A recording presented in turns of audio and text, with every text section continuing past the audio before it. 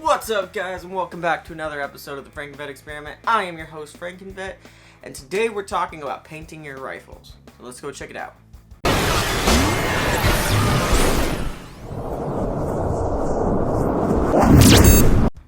Alright, guys, like I said, welcome back to another episode.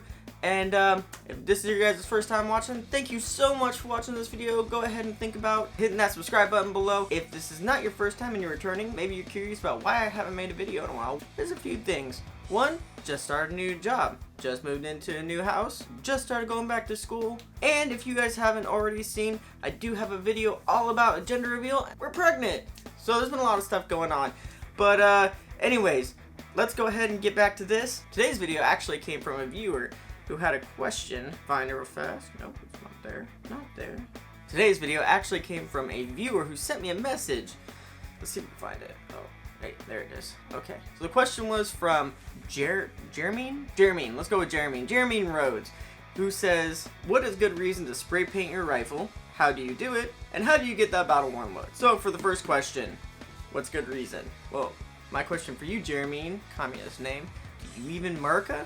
In all realism, good reasons to paint your rifle is maybe you want it spray painted, so that way you can kind of blend in, get that camouflage, you can blend into the forest. Maybe your unit allows you to. Or maybe you just want that really cool look when you're out there on that airsoft field. I'm guessing you're probably an airsofter.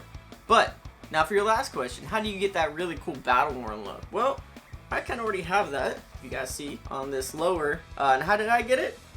I shot a lot. Shoot, that's how you get it. Stop asking me questions.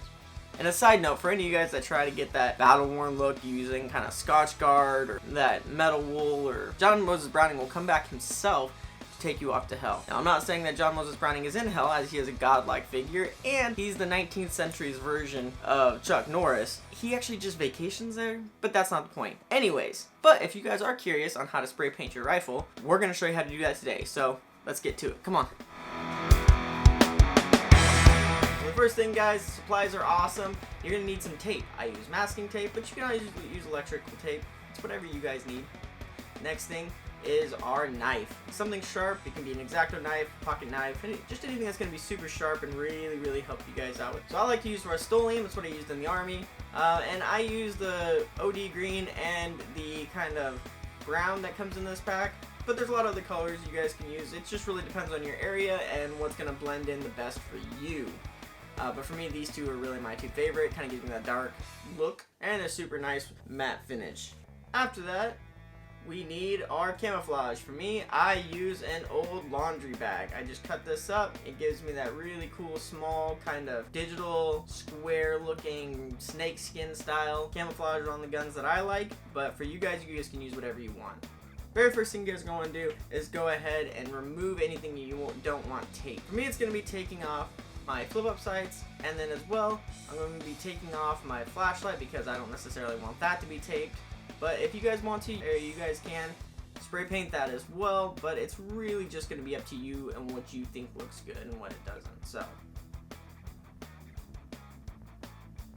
I have tape wrapped around my gun, so I need to take all that off because that's going to interfere with it, and we can put that back on later. If you guys want to know why I have electrical tape on my rifles, feel free to ask me. We can put that into another video on how I set up my rifles. Yeah, just gotta make sure we get all that off.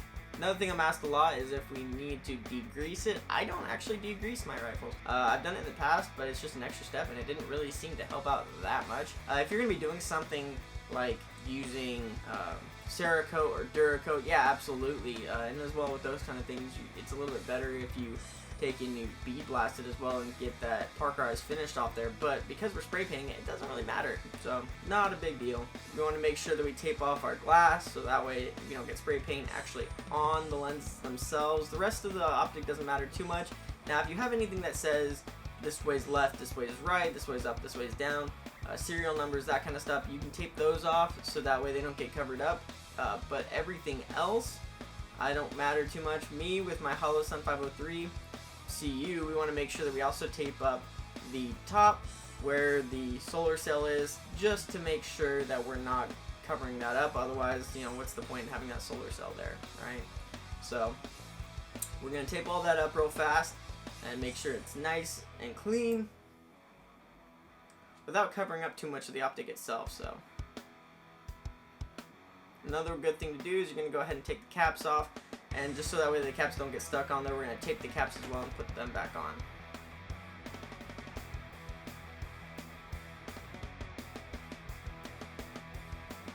Now after we get done taping them, we're going to go ahead and cut. This is why it's really important to have a sharp knife.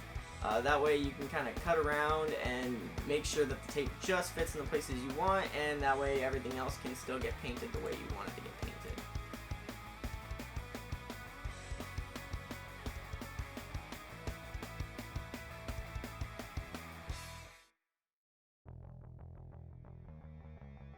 Next up, we're going to be taping up underneath, like I said, where the lower receiver connects to the upper receiver, just so we don't get any spray paint in that chamber or inside the upper receiver itself. And as well, we're going to be taping up right behind where the bolt carrier group and the charging handle go, for the exact same reason. Now another place that's really important is as well as our muzzle device or compensator. Really the easiest thing is just to go right where the shims start or where your crush washer is, and then tape back from there. Make sure to spend a little bit of extra time right now to get that nice and clean. It'll look better in the long run, and you're gonna be a lot happier with it than if you have a really bad paint job all over it. Alright guys, so now that we're all taped up and we're ready to go, a nice little coat onto it. So we're gonna go ahead and shake up that can. We're gonna get decently far away, and we're just gonna do some stripes going across it. And remember that once we get done with both sides, we're gonna come back and we're gonna use that green in any place that we didn't paint the first time, but just give it some kind of slow, decent stripes going across. Really get that brown to fill it in. Now we're gonna flip her over, and we're gonna try and do the same stripes on the same kind of areas as we did before. Don't worry too much about being even or being exactly the same in every stripe. We want it to be different all over. We want to kind of give it that random look, and it's really going to help us out later on when we have our pattern down. So, alright, I think that looks pretty good. So now we're going to go ahead and get our green, shake that up, and then we're going to go ahead and start doing the exact same thing. Yeah, just like that, nice and slow. Filling in those different areas that we didn't get the first time.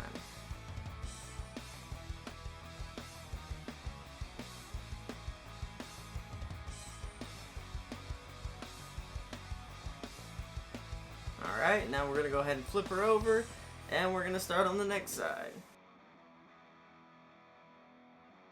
Alright guys, now that we got the entire thing painted, we let it sit for about 30 minutes or so.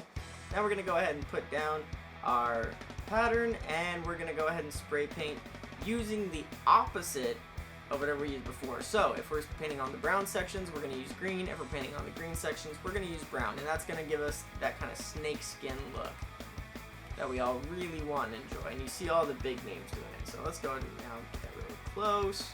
The closer we can get the netting, the more it's really going to come out. Again, don't worry about everything being exactly even, getting the exact same look to it. Some areas we want a little bit harsher, some areas we're going to want a little bit less. It just really depends on what you want.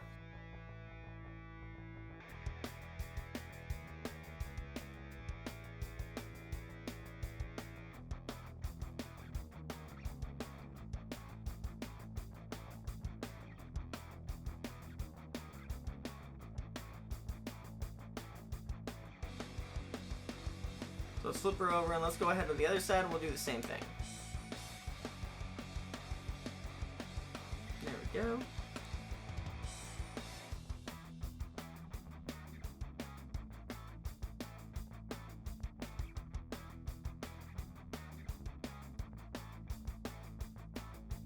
Alright, looking really good. I'm really enjoying this. Alright, let's get that green section a little bit more. And voila! We're getting that really kind of good snakeskin look that y'all want and enjoy. Flip back over. See if there's any other areas we want.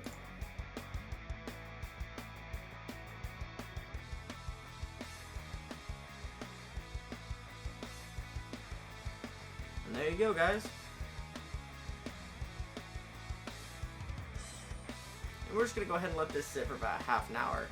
45 minutes, and then we should be good to go. Granted, you will still have that kind of spray paint smell, so just be aware of that. If you don't want that, leave that in a nice ventilated place for an hour to 6 hours and it should be gone, all depending on the kind of weather. The hotter it is, the faster it'll be done. The colder it is, the longer it'll take. So now, after all that is said and done, what you guys are going to end up coming up with is something kind of like this. This top right here, I don't know how well you guys can see that.